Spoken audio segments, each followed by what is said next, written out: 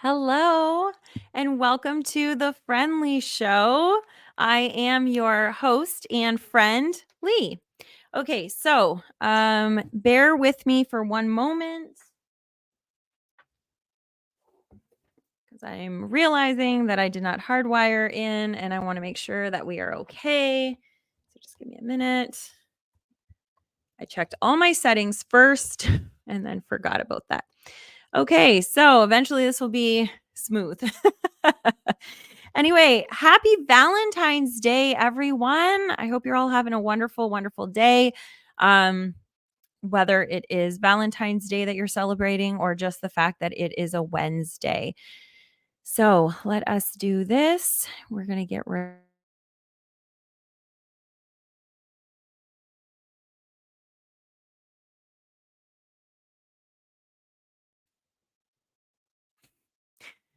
Now, is it working? Okay. And I'm also going to just go into my audio settings and make sure that I'm still good because it just went out on me. Okay, here we go. Hello, hello. So, for those of you that are watching in the first day pod, hello, this is Leanne, and you are actually watching the Friend Leigh Show. So, how many of you guys listened to last night's episode? We talked about love, the different types of love, all kinds of different things about love. I went on a couple different tangents as I usually do. And yeah. And then tonight is all about you. So we get to do this is my favorite part of the show. So if you're listening to this in the audio, thank you so much. But if it's the first time that you're listening to our one of our Wednesday night shows, get ready because we are going to be going back and forth. What I do is we do it live on YouTube and Facebook and on Twitch and Twitter, actually, I believe, or X, whatever you guys call it. And we bring up the comments from the audience and we have a conversation live as if we are sitting in the same living room, which is my absolute favorite. So let's get going here. Ed says, "Hey, Ed is here. You are my Valentine just for tonight. Laugh out loud." Well, that is wonderful. You're my Valentine too. Um, okay. And somebody, is that you, Ed, that said I did. So you already listened to it. Awesome. So what I love, here's something interesting that I'm just going to kind of bring up. So I had somebody reach out to me and say, because this was from last night's episode, and they're like, if you want to be the authority, then you really should stop saying things like, it's just my opinion and it's just my experience. And you should own the fact that you believe in these opinions. Okay. So I want to bring that out. And I didn't mean to have that little smart, snarky tone when I said it. But the reason why I did is because that's ego talking. That is ego saying, we have to be an authority in everything. And if people are going to trust you, they need to know that you know everything. And I do not believe that to be true. I think that you have to really know, you really have to know the body of work that you're presenting. I do believe that. When you are in business, I really do believe that you need to know everything that you can about a certain thing. In this podcast, yes, I want to share information with you guys, and I want to make sure that it's credible information. However, where the real beauty of being a human being in connection with other people is the ability to let go of your ego and to be able to have conversation and grow and learn and not necessarily take other people's opinion and say, okay, now that's my opinion, but to be able to see that opinion and then see if your thought, your experience, everything jives with that. Or are you questioning it and saying, hey, you know what? I get to change. I get to grow. So I am going to stand by that in this podcast that I am not the authority. I really want you to be able to trust me because I do feel I actually know that I am a really good listener and I am really good at helping people see their potential. I'm really good at being able to step out of situations and kind of see the big picture of things and make other people see different perspectives, which is really, I think, powerful.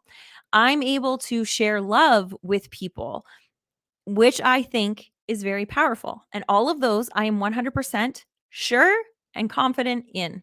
But when it comes to topics that we're talking about, I want to hear from you. So I want you to share with me that, hey, yeah, I listened to your episode last night and you said XYZ, whatever that is. And you know what? I didn't really agree with it. Like, this is what I think. Share it with me. That is what I thrive on. Or, hey, you said such and such, whatever it is. And you know what? Actually, I've researched that and I've found that there's this body of research that says the opposite or that says this and it it um it can kind of like build on that, right? So I want you guys to be sharing that. And it's not to say that I'm dumb or that I don't know or that I'm not worthy or whatever the thing may be. I just think it's really cool for us to be able to have conversation. And that's what the whole idea of the Friend Leigh Show is for us to be able to be in a living room, to be friends, and to be able to have these conversations and sometimes hard conversations. Like that's what I'm looking forward to too, is I'm going to be doing in the first day pod. If you're watching from over there, hello again. Some of my favorite episodes were the episodes that we interviewed um, other people and we learned from their story. So I want to be doing more of that in this show. So, okay, let us see. So the next comment is Ed says, I think I think you be you when you share your opinion. Even experts need to be open and willing to listen. That is how we learn. Share your opinion any way that you want. Well, thank you, sir. Thank you. Okay, so yes, and you know, I'm gonna do it. It's the only way that I can be. I'm not a good liar. I'm not a good fake. Um, it's really interesting because I've been told that I seem fake, and if I was fake, I would probably take real offense to that. But the fact that I know that I'm not, it always makes me laugh when I hear it. So I don't even know like where it comes from, but I can only be me. And it's not for everybody, and I get that. But for the people that it is for, you're my people. I love you guys. So, what are you guys thinking? One of the things, and this show, the Wednesday night show, yes, we're going to talk about last night's show. We're going to talk about love and what it means and all that kind of stuff. But if there's another topic that you want to bring to, the group and you want to talk about it, we can totally go on a tangent. Totally, totally fine. Um, so last night, what I had talked about is, and I think that this is really interesting, and I want to know what your opinion is. That I was saying that, the saying that people say, uh, you can't truly be in love until you love yourself.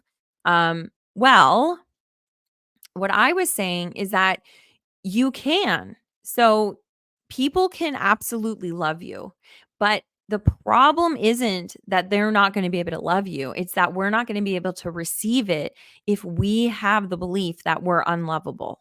And that belief of being unlovable, not worthy, is running rampant in our culture. It just is. And we're reading a book. Actually, I think I have it here. Hold on one second. We're reading a book right now in book club, and it's called How to Be the Love You Seek by Dr. Nicole LaPera. LaPera. Sorry, Nicole.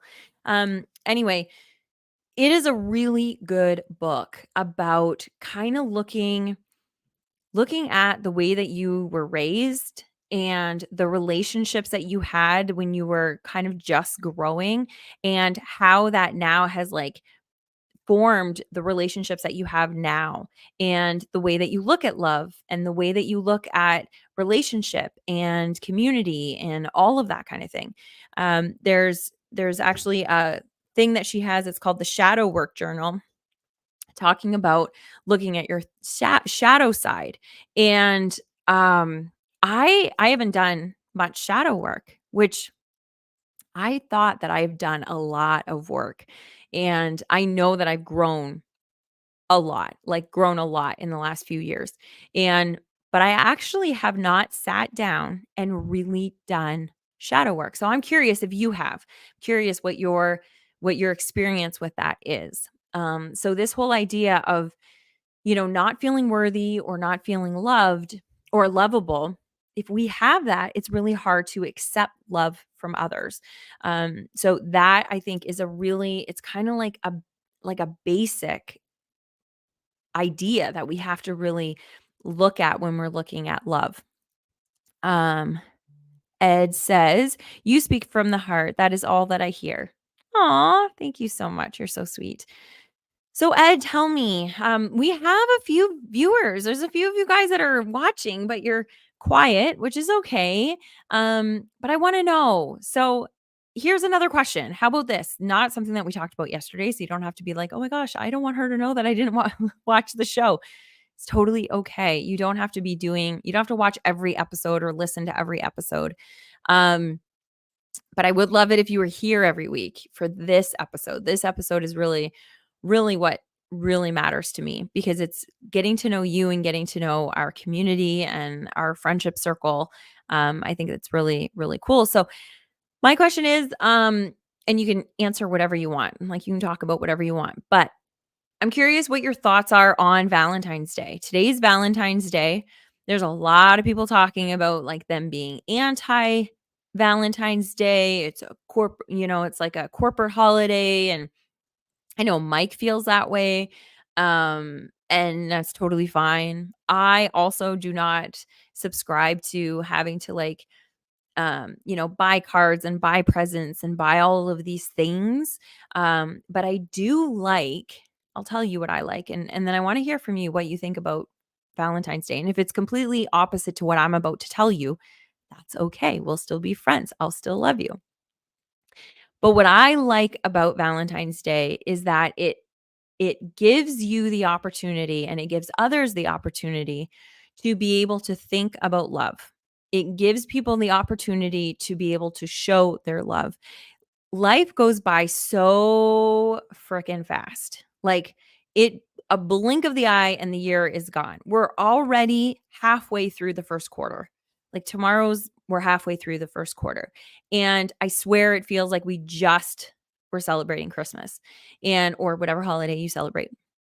Um, but it goes by so fast and it's very easy to go through an entire year without really telling the people that you love them, you know, to not show appreciation, to not show affection, to not show those kinds of things. So if we can have days like Valentine's Day, where we show those people that we care about, that we love them.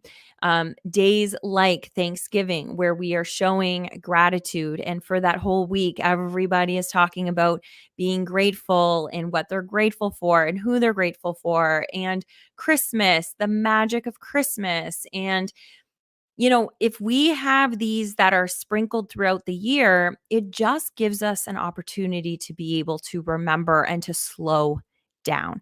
So that's how I feel about it.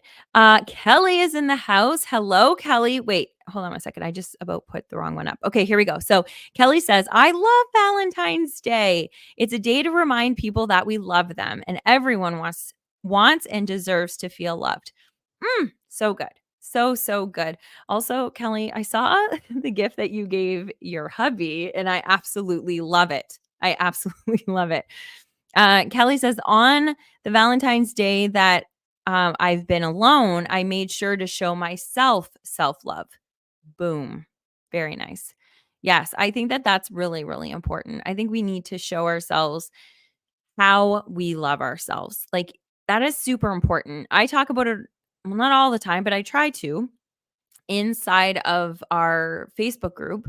I try to remind us that like that is part of being happy is being able to show ourselves that we love ourselves, not just saying I love me and oh, I'm a great person, but then actually showing it and showing up for ourselves and just like little ways. We don't have to buy ourselves flowers, but we can. Yes. So okay. So then that is good. Um, some of the other things. So we also talked about, and always, if you guys want to like chime in with anything, go ahead. Um, I also talked about like universal love. I think it's called agape. Is that what it's called?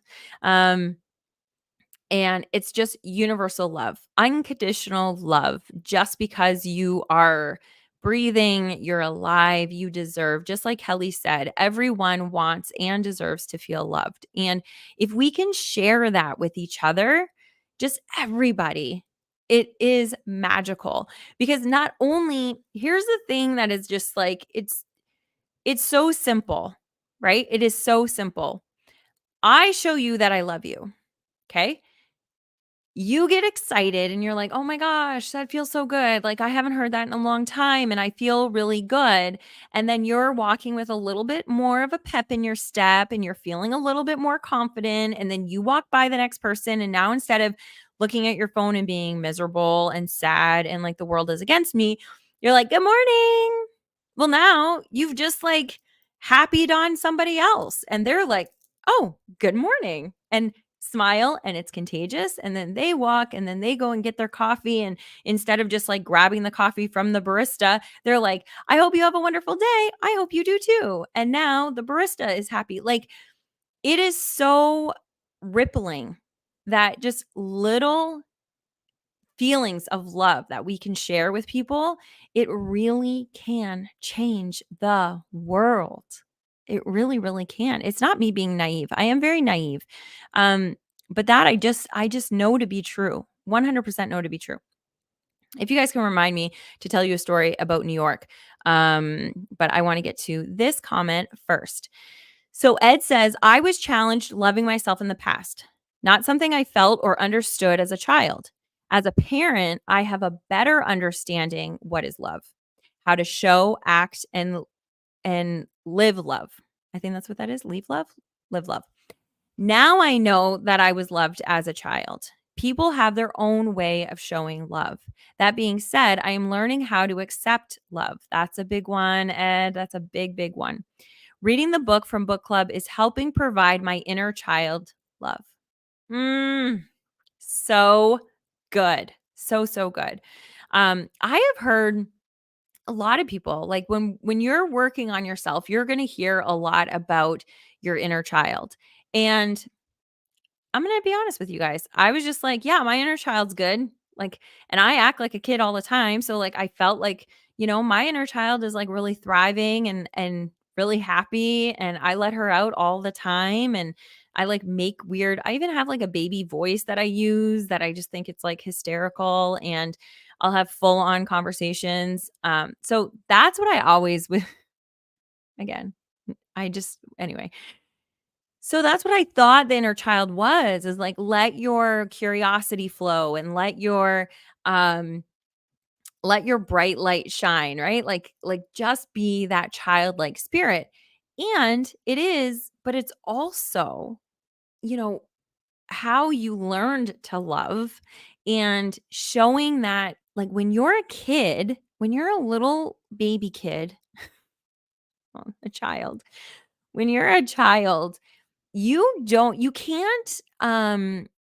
can't look at the world with adult eyes, because you don't have that. You don't have all the reasoning and all of the things that adults have to be able to understand sarcasm, to be able to understand the words that people are saying to you. You just don't, right? You have not developed, so you can't understand it, but you can understand way better than most adults.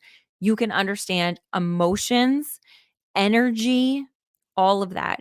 And so what ends up happening, and again, I am not an expert on this, but I do want to become an expert on this because it is absolutely fascinating to me. Kelly, drink up. Um, it is absolutely fascinating to me how we can go an entire life where our inner child has not been given the love that it needs and not even realize it. I was raised in such a good family and a loving family. Like, I have such beautiful memories as a child, and I know I am blessed, and I'm not saying that to brag, but what I am saying that for is because my child, like my inner child felt loved, but there were a lot of moments that I probably did not understand what was happening. And I took in a lot of the things that were happening in my childhood and absorbed them in a certain way that now I'm a people pleaser. That is part of my shadow that I want to start working on, because being a people pleaser to me was always such a beautiful thing. Like, no, I am there for people, to serve people. But there's a flip side to it where I do that at the detriment of me. And that's not nice. But that is part of my healing that still needs to happen, which it's just incredible that we can go 45 years or 70 years or however old you are listening to this.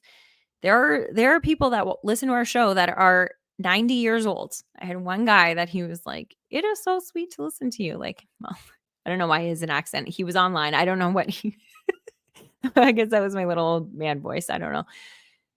But he was super excited because he watched a show and he thought it was really sweet.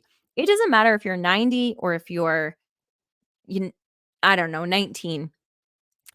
We still need to be, like, learning all of this. We need to be unraveling all of this, and it's not to something that we were talking about in book club.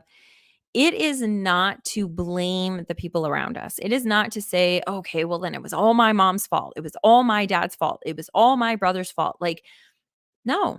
But what is nice is to know, "Oh, this is where it came from," and be curious about it and say, "Oh, yeah, when my mom was like that, that's must be why I interpreted this. And now that's why I'm this way. And now I get to change, because it's not just part of my character. It's not just part of who I am. Because if we believe that it was either it happened to us and now we have no ability to change it, or that it's just part of us, we'll also feel like we can't change it. And now that's just our destined future for the rest of our life. And that is devastating to me. That is super sad. But if we get to look at it and be like, oh my gosh, that's why. Oh, okay, well, that's fine. Like, that doesn't serve me anymore. So that's totally fine. I can just forgive mom and dad. They didn't know. They were trying their absolute best where they were and what they had and what was going on. And now I just get to learn from it and grow. And so not always easy, not and I know it won't be easy. And I know as this show progresses, I'm gonna be like unraveling that onion, and there's gonna be a lot of things that I'm gonna be like, shit, that's hard, you know? But we get to do it together. And that's what I'm super, super excited. I'm so happy that you guys are all here. Um, Anyway, off my soapbox. I'm just super, super excited. So yeah, so Ed, providing your inner child love and the love that it needs, that's just it's so magical that we get to do that. Like, it's super cool. I was reading, there was like I guess, and again, you guys might already know this because you might be like way ahead of me in the personal development kind of thing, but there's a whole type of psychology that's around reparenting yourself. And so just kind of like now with all of the stuff, like the neurology, is that what it is? Like, anyway, the neuroscience that has come just in the last 10 years. Like, just in the last 10 years, it has been light years of what they're learning about our brain. So, if our parents were parenting us 30 years ago, 40 years ago, like, the scientists didn't even know how our brains worked. The scientists didn't even know how kids' brains work. So, give our parents grace, but learn that, oh my gosh, they just didn't know.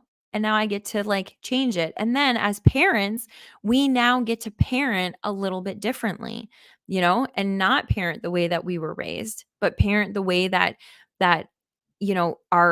our neuroscientists know that it'll benefit our kids. And it's still going to make it hard because we're going to go back to our old ways of being, totally fine. Um, but we just have so much more information now, right? Like with the internet, it's so magical that we can really find all this information. So, okay. So, I don't know. I don't know how much more we're gonna talk unless there's something that you guys wanna talk about. The big lesson here is that I want us to really be sharing our love with everybody. And yeah, we can look weird and yeah, it seems strange, but I'm gonna tell you, and I'm gonna tell you this from experience. Oh, New York. I was gonna tell you the story. Okay.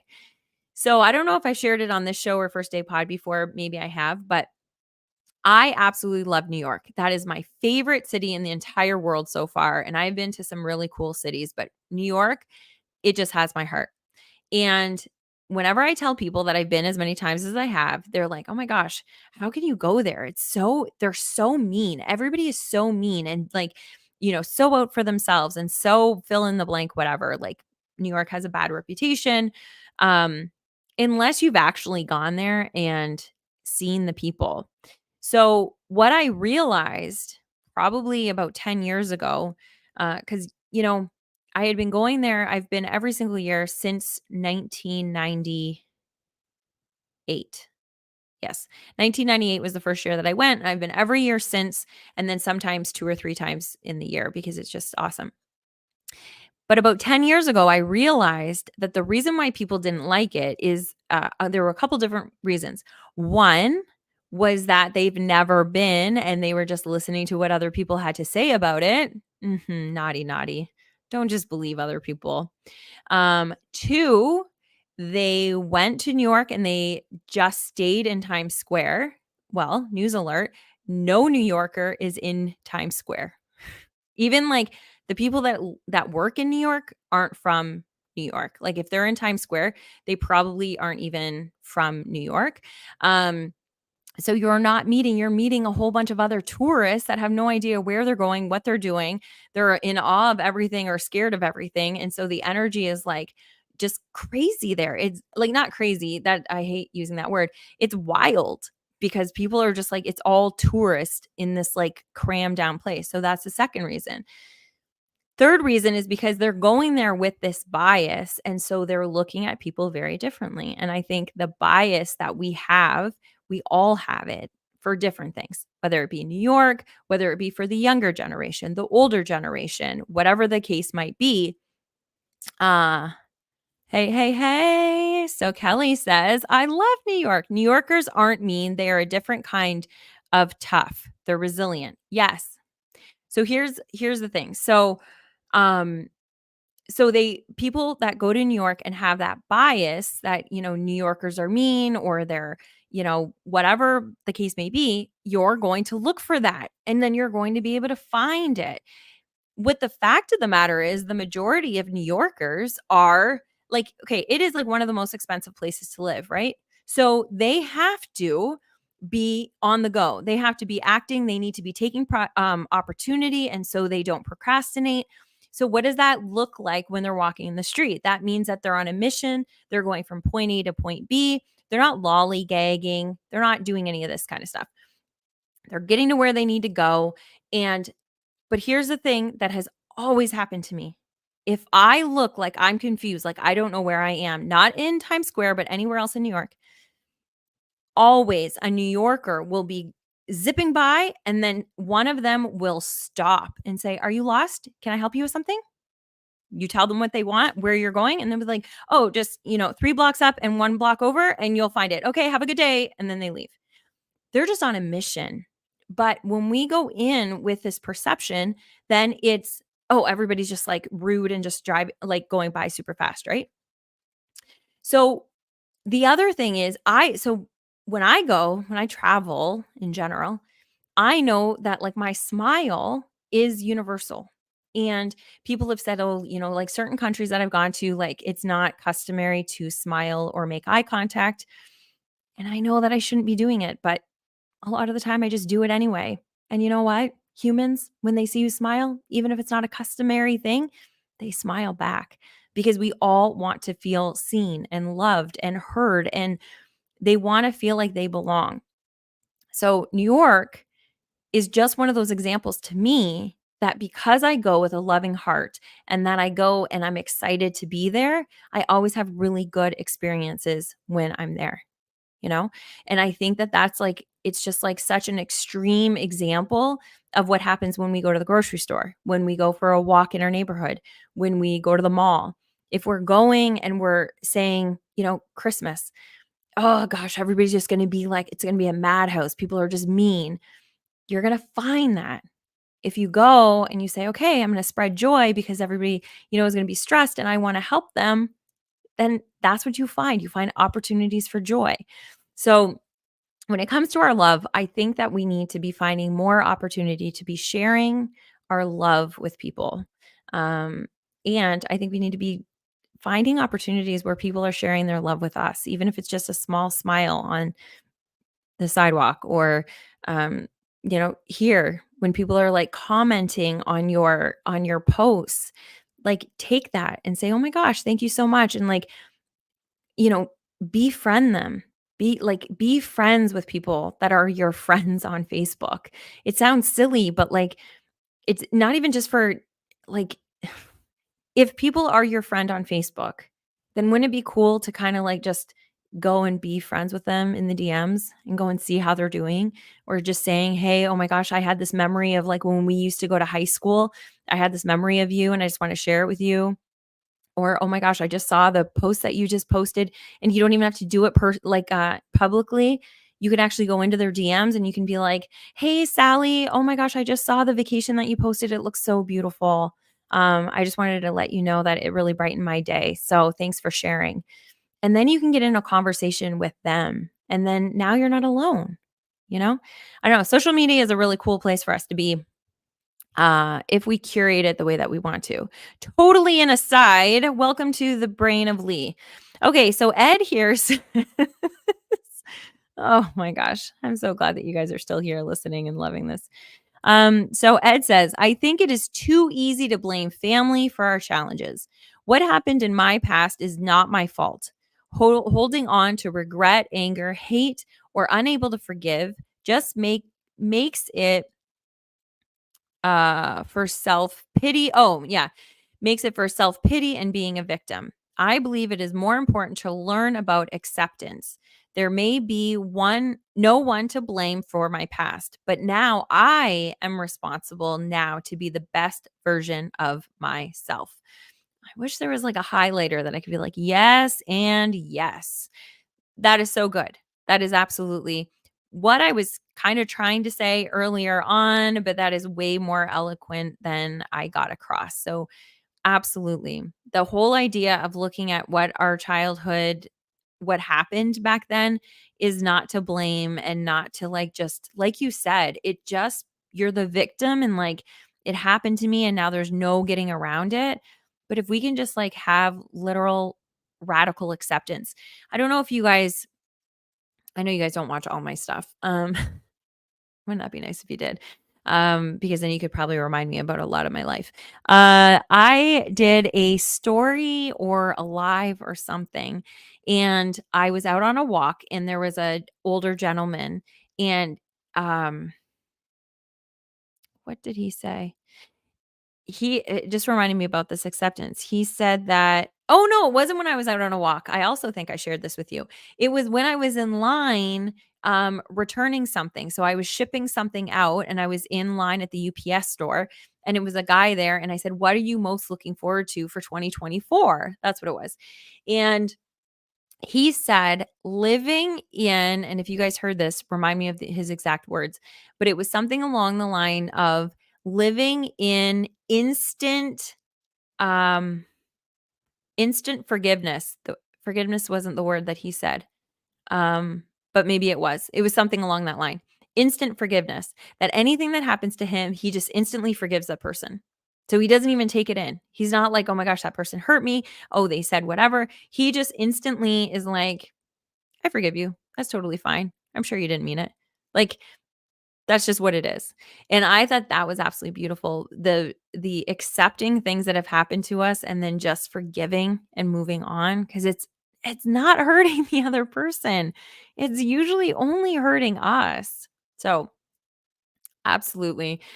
Absolutely fascinating the things that we have done to protect ourselves And the things that our nervous system and our subconscious has done to protect ourselves is actually hurting us a lot of the time. Like I was listening to Andrew Huberman the other day, and he was saying, I mean, this was an old thing. This was when he was much younger, but yeah, it still holds true.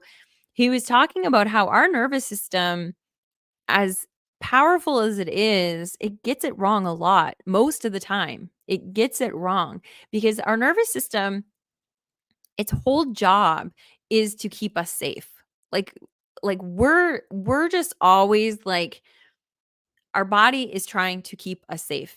That's what it is. And so this year, I think I shared it with you guys. Everybody talks about their one word for the year, and mine is a one saying, and that saying is I am safe. That is what I want to constantly remind my body, that I am safe, because the majority of us, 90% of the people, 95% of the people that are listening to this are safe in general. There's a lot of people that are going through a lot of heartache. Um, and so I shouldn't even say 95%. I don't know what the percentage is, because there's a lot of people that are going through some dangerous situations right now. But if you're able to be on live right now and listening to Leanne on her podcast in this moment, it's pretty safe to say that you're safe in this moment, right? Like, who knows what's going to happen in the future? Who knows what you've been through?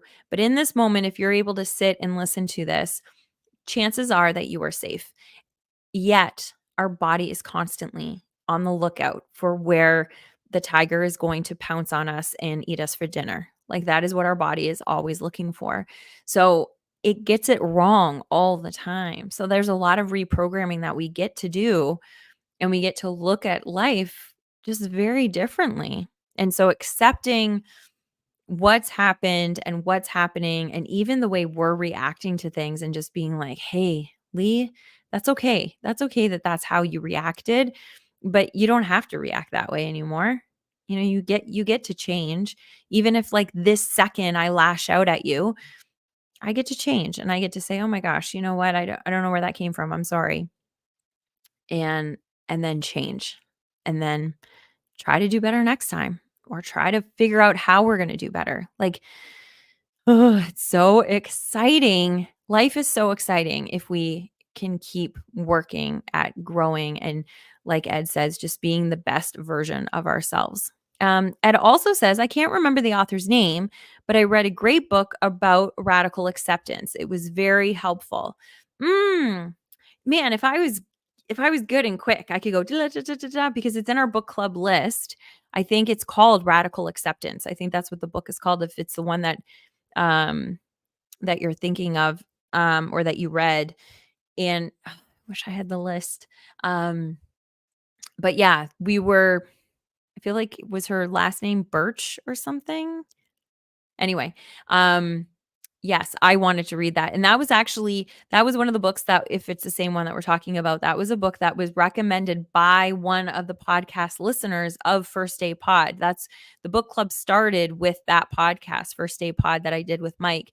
And one of the listeners, she would listen to our episodes every week, the next morning that it came out, on her walk with her dog, and she would keep her phone in the notes section. And so she would write like an email to us, like in her notes section, and then copy and paste it into an email, um, about questions that she had, or comments that she had, or suggestions. And that book was actually one of them. And she said that it was a life changer for her. Ed also says, this is my favorite part. I'm so happy that you guys are here. Thank you, guys. Ed says, I know my mind can manipulate my perception based on my emotions. Then that goes into our memory bank. It is better to accept the past and let go of the memory or story that we told ourselves. Amen. Yes, absolutely. Absolutely. Um, yeah, it's interesting. And, when we're talking about, I mean, I know we're not talking about it right now, but when people talk about manifestation, um, because that's what this kind of reminds me of. When we have these big emotions and these big feelings, that's what is programming our subconscious. It's the emotion behind it. It's not the words. It's our body doesn't know words. but it knows feelings behind those words. So I could literally say I hate myself. I don't recommend it. But I could literally say I hate myself. And if I didn't know those words, like if I let's say let's say I spoke another language, did not know English, and somebody said, "Say this." And then they said, "I hate myself." And I said, "I hate myself." But I had no clue what that meant. There was no emotion. It was like I might as well have been saying, yellow pony, like it doesn't matter, right? My subconscious wouldn't be like, "Oh my gosh, you hate yourself? Oh my gosh, okay." Well then it wouldn't know because it doesn't know English. It only knows the feelings that we have around it.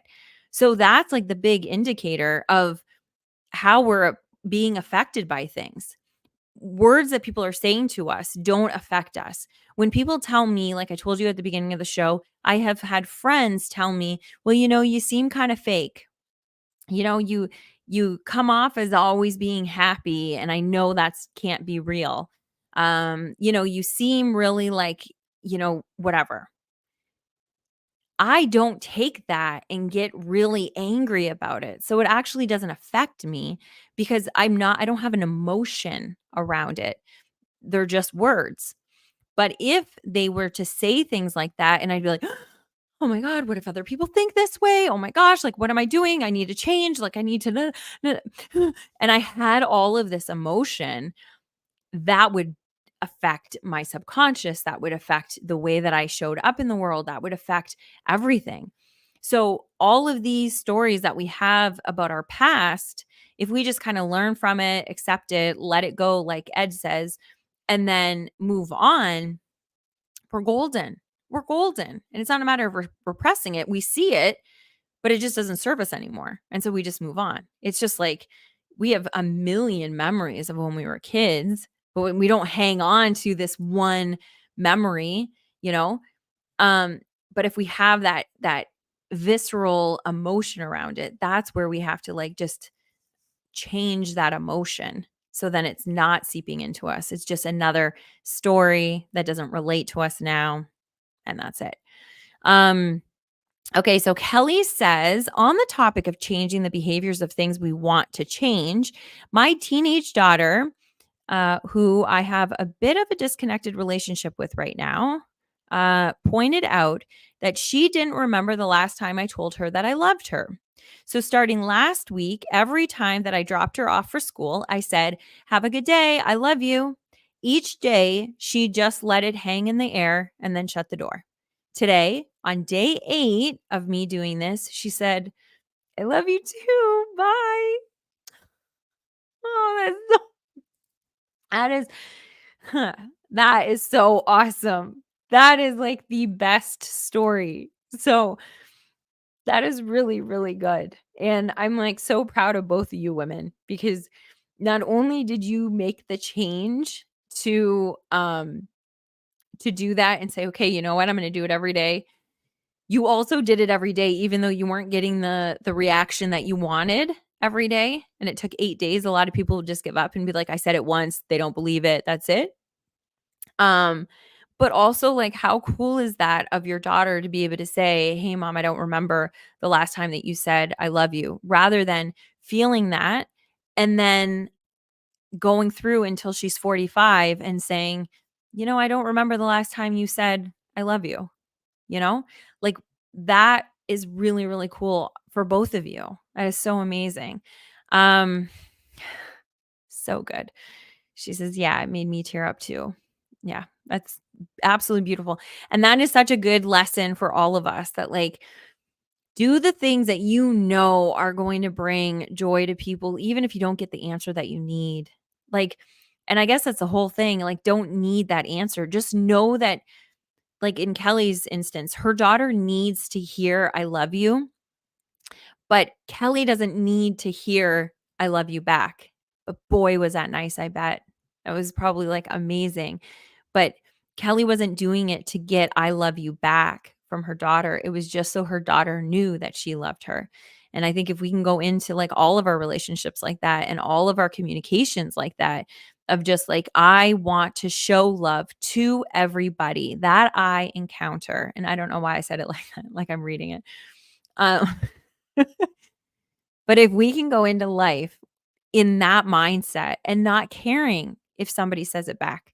Do you know how many times I'm on the walk, like on a walk, and everybody has these like earbuds that you can't even see? So I don't know that they're listening to a music, but I don't even know what they're doing.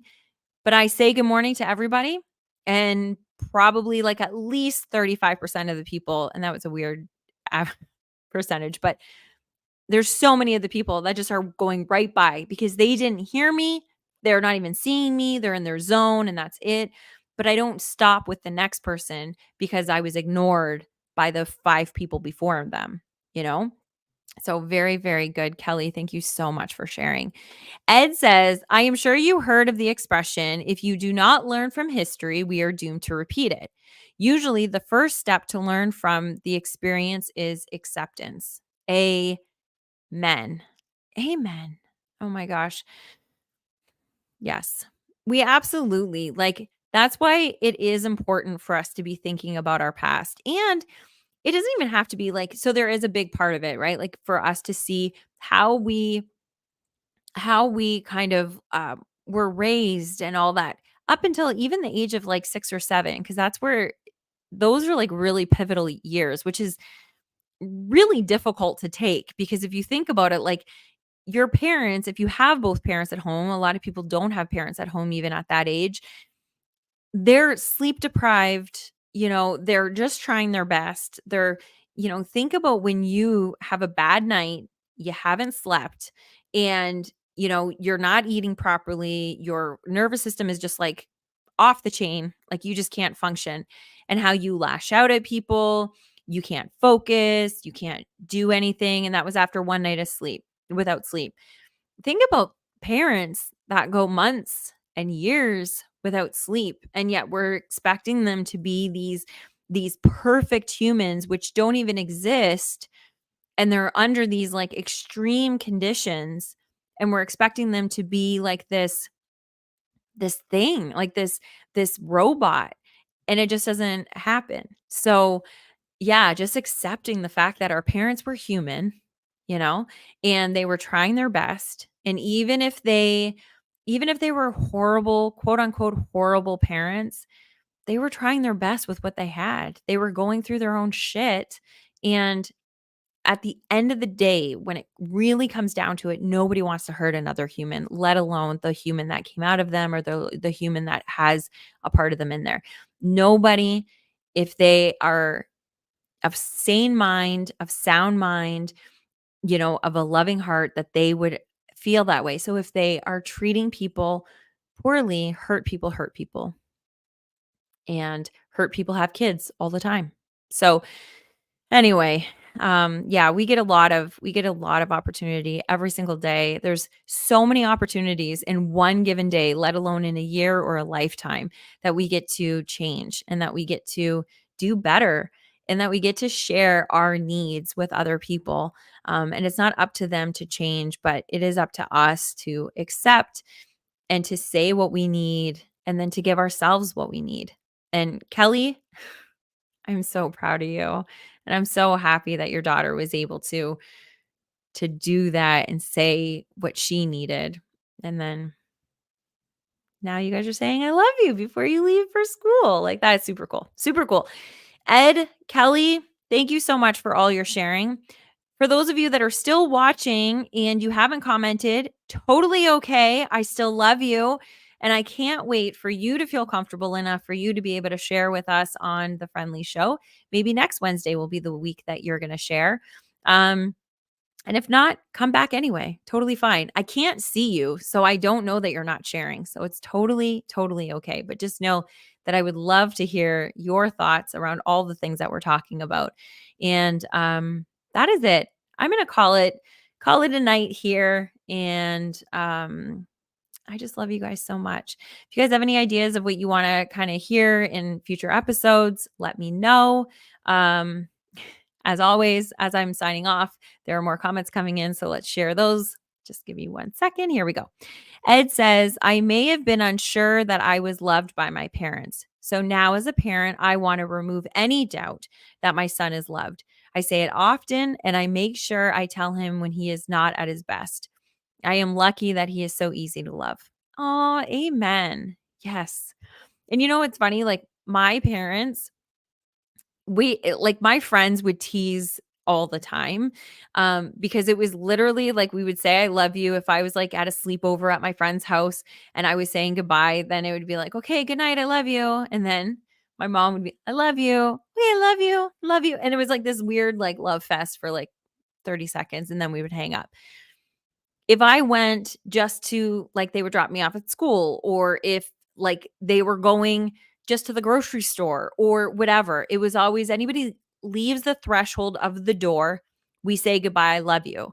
And when they come in, hi, love you, like all the time. And friends would make fun of me all the time. They're like, how many times do you have to say it in a day?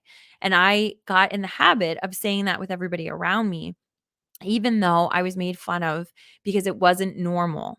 And but it feels good. And here's the other thing, and this is going to be morbid, and I guess I shouldn't be leaving you guys on this note, but it's just true.